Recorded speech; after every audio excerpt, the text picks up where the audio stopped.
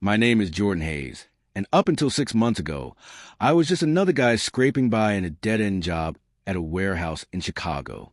32 years old, single, no kids, living in a cramped apartment with leaky faucets and neighbors who argued at 3 a.m. life was predictable, paycheck to paycheck, ramen for dinner, dreaming of that one big break. Then, on a rainy Tuesday in June, everything changed.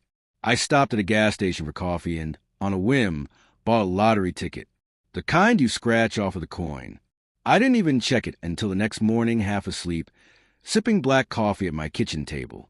When those numbers matched, $5 million after taxes, my world tilted. I stared at the ticket for an hour, heart pounding like a drum in my chest. I won millions. Millions. But here's the kicker. I decided not to tell a soul. Why? Because I'd seen the stories. Lottery winners ruined by greedy relatives. Fake friends crawling out of the woodwork. Lives upended by envy and demands. My family wasn't exactly the Brady Bunch. We were a messy bunch. Divorced parents, half-siblings scattered across states, aunts and uncles who only called when they needed something. Dad remarried twice. Mom bounced between boyfriends. And my siblings? Let's just say family reunions were more like obligation-fueled, awkward dinners. I loved them, sure, but trust? That was earned, not given. So I cashed the ticket quietly, through a lawyer who set up a trust. The money hit my account like a tidal wave, but outwardly, nothing changed. I kept my job for a bit, drove my beat-up Honda, wore the same faded jeans. But inside, a plan brewed, a test. If I ever revealed the win, I want to know who deserved a share in it, who would stick by me when I was down and out. It started small. I fabricated a crisis. Medical bills from a car accident that never happened, plus the layoff at work. Nothing too dramatic. Just enough to sound desperate. I needed $500 here, $1,000 there, promising to pay back with interest. I hit up my family one by one, via calls and texts, gauging their reactions. First was my older brother, Marcus. He's 35, married with 2 kids, works in sales for a tech firm in Seattle.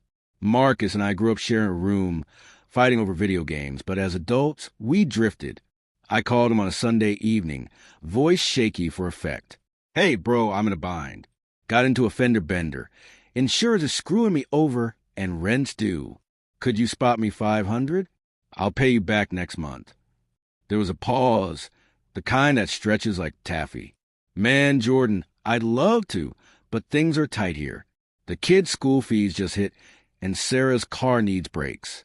Wish I could. He sounded genuine, but 2 days later, his Instagram lit up with photos from a weekend getaway to Whidbey Island, crab dinners, ferry rides, laughing kids on the beach. Hashtag family adventures. No mention of tight budgets. I felt a sting, like a paper cut, sharp but shallow. Okay, Marcus, noted. Next, my sister, Lena.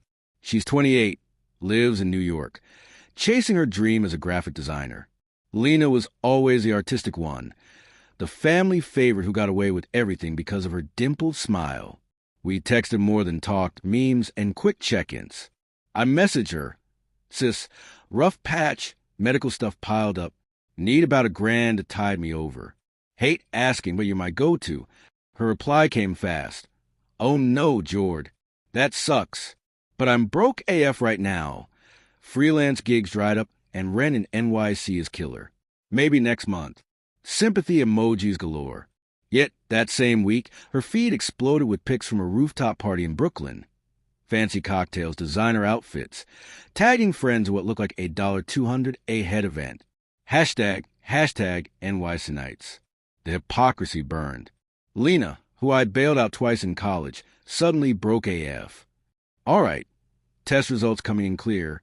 My dad, Robert, was trickier. He's 58, retired early after a back injury from construction work, living in Florida with his 3rd wife, Carla. Dad and I had a rocky history. Absent during my teens, but we'd patched things up somewhat. I called him during his golf time, knowing he'd pick up, Pop, I'm hurting financially. Accident racked up bills. Job shaky. Could use $800 to get through. He sighed, that heavy, world-weary sound. Son, You know I'd help if I could, but Carl and I are on a fixed income. Social Security doesn't stretch far, and we've got the condo fees. Fair enough, I thought, until I scrolled Facebook. There he was, posting from a cruise ship balcony, pina colada in hand, Caribbean sunset behind him, living the dream with my love. No fixed income woes there. The betrayal twisted deeper. This was a man who taught me to ride a bike, now sailing away while I drowned. Mom, Vanessa, was up next. She's 55, still working as a nurse in Detroit. Tough as nails, but with a soft spot for her baby boy. Mom and I were close. She'd raised me mostly alone after the divorce. Her test felt riskier, like poking a bruise. I visited her for coffee, sat at her kitchen table, and laid it out. Ma, I'm in trouble. Bills from the accident. Plus I might lose the apartment. Need $1,200 just alone. Her face crumpled with concern, but then, honey, I wish I could. Shifts got cut at the hospital, and your stepdad's truck broke down. We're barely making it. Hugs, promises of prayers. But 3 days later, her social media showed a girl's trip to Vegas. Slot machines, shows, group selfies, and sparkly dresses. Hashtag girls getaway. My own mother, who'd sacrificed so much for me as a kid, now prioritizing slots over her son. It hurt like hell, a gut punch that left me breathless. Aunts, uncles, cousins followed suit.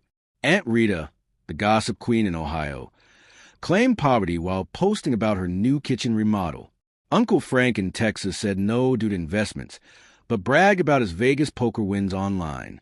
Cousin Tyler, the perpetual student in California, was strapped from tuition, yet shared Coachella Festival snaps. One by one, they failed the test, their excuses thin as tissue paper, contradicted by glossy vacation photos and luxury brags. Social media became my unintended ally, exposing the lies in high definition. I felt like a detective in my own life, piecing together a puzzle of deceit. Nights blurred into scrolling sessions, anger simmering into resolve. If they couldn't spare a dime for family in need, why should they share my fortune? But then there was Aunt Clara. She's not really an aunt. My mom's older sister, 62, living in a tiny house in rural Michigan. Clara's life had been hard. Widowed young, no kids, scraping by on a pension from factory work. We weren't super close, holidays and occasional calls. She was a quiet one at gatherings, knitting in the corner, always with a kind word, but never in the spotlight. I almost skipped her, figuring the pattern would hold. But for completeness, I texted, Aunt Clara, tough times, medical bills stacking up. Could use $500 if you can spare it. Promise to repay. Her response was immediate. Jordan, of course. Give me your Venmo. Hope things turn around soon. Love you. No questions, no hesitation. The money hit my account within minutes. $500 from someone who probably ate kin soup to save pennies. I stared at my phone, tears blurring the screen. While others flaunted beaches and brunches, Clara gave without fanfare. I called her right away, voice cracking. Aunt Clara, you didn't have to. I know it's tight for you. She chuckled softly. Family helps family, Jord. That's how it works. That moment cracked me open. I drove to Michigan the next weekend, unannounced.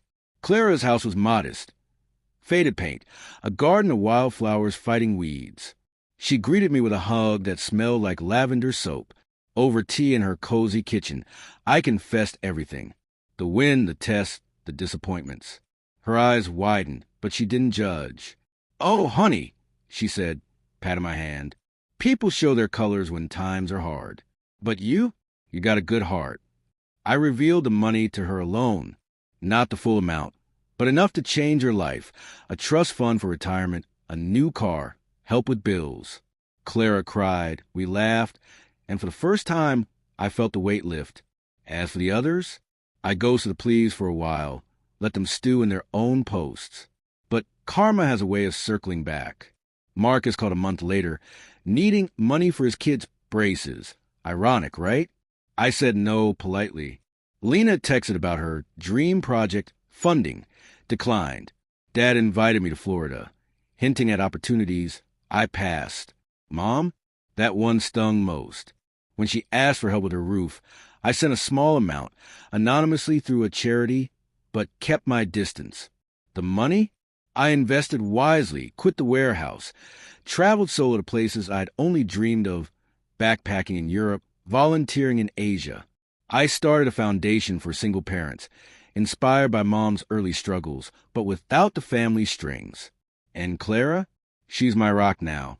We talk weekly, plan trips together. Last Christmas, I surprised her with a cruise. Her first. Watching her eyes light up on that deck, wind in her hair, made every test worth it.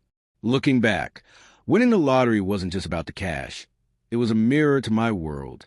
It stripped away illusions, revealed truths I'd ignored.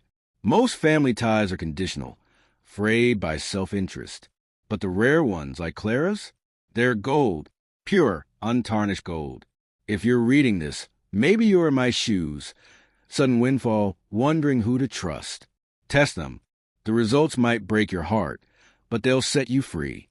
And to my family scrolling socials, enjoy those vacations.